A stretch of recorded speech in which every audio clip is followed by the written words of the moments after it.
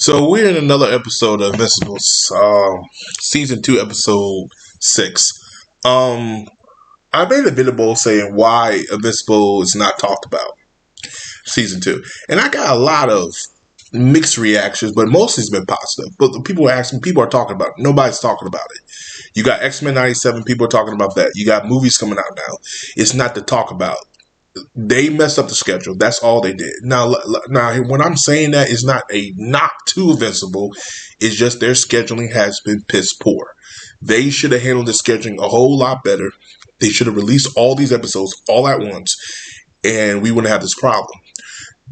A break like this, they should never do this again. I hope this is a lesson learned for next season. Do what you did the first season. Don't try to cut it, and nobody likes that. You cut 4 episodes in, and you can tell this season is a little bit slower than season 1. We're actually getting to the meat and potatoes in the middle half than what we did in the first half.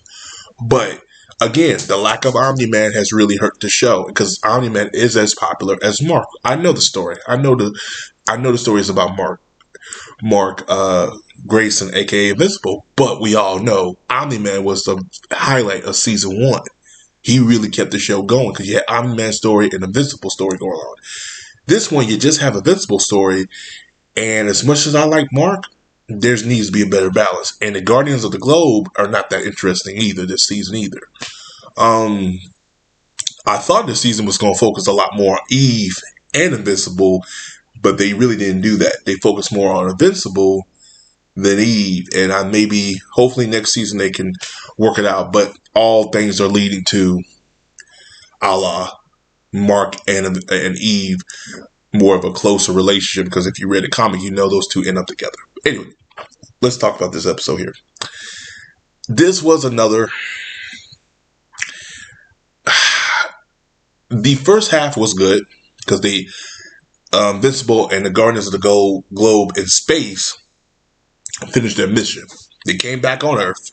They had to deal with the aftermath of what happened to the Guardians of the Globe who failed their mission on Earth against the lizards. And, one survivor got shot in the head, you know what I'm talking about.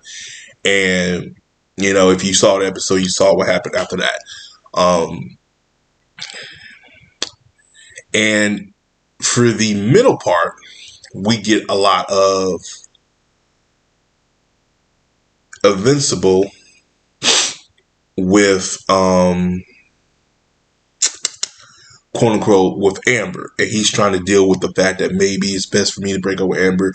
It's not fair to Amber, so we get a little bit of that.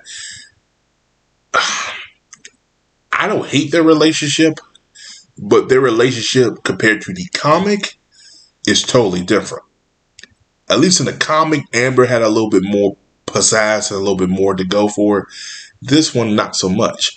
And again, this is not a knock to the show. It's just that I think the way they handled things in this season compared to season 1 wasn't right. Again, the show should have followed the structure of season 1. But again, I guess they didn't realize how popular Omni-Man truly was until, like I said, the highlight was when Omni-Man came in.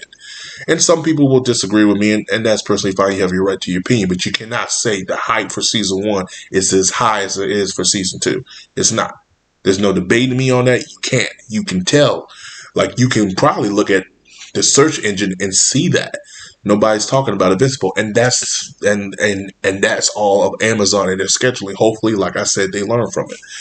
And again, we have a lot more episode with Mark and Amber relationship than anything else. And again, that's like a turnoff for me because I don't mind it, but at the end of the day, it's like, do we need it type of thing.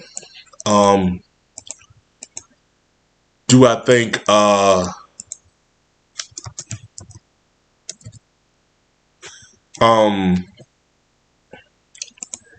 excuse me. Do I think we need to do well, honestly, it is what it is. I mean, at this point, they need to wrap up all the storylines of season 2.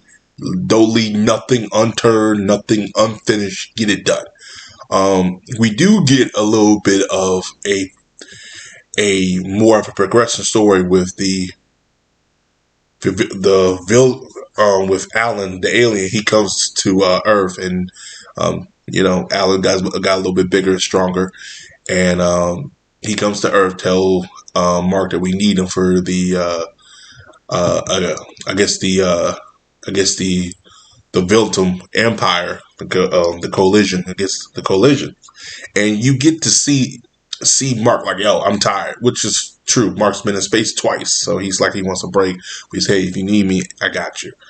And eventually that set up that storyline and stuff like that, which if you read a comic, that's going to happen.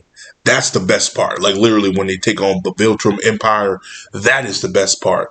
Because this shit right here is a slow part. And I forgot because I remember reading the comic back in the day. I was like, yo, this wasn't, but these are episodes, so it's a little bit different. So, but again, it's a solid episode. Just again, they just need to wrap this season up and go into the next season. What, there's like 3 more episodes left. So what, 7, 8? Well, actually, it's just 6, so it should be what, 2 or 3 more episodes left.